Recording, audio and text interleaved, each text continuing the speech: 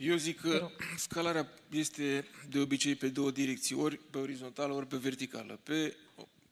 Noi înțelegem că este ori să mergi către o altă arie geografică, în sensul ăsta, sau către o altă nișă.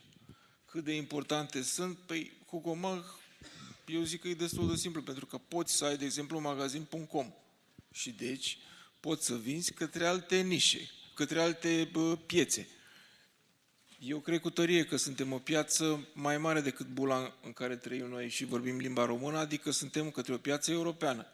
Și deci trebuie să mergem către o piață europeană pentru că este foarte ușor să transportăm marfă, bunuri, servicii către alte țări europene. Sau să deschidem magazine fizice și să ne extindem regional. Asta este a doua direcție.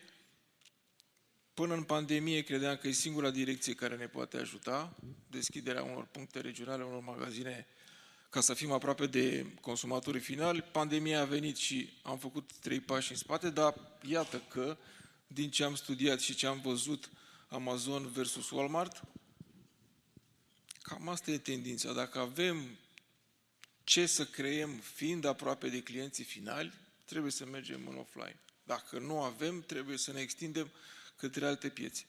Cu Gomag poți să faci lucrul ăsta, ți-e ușor, să ai .com și să integrezi cu alte marketplace-uri europene și cam astea consider că sunt direcțiile care se pot implementa.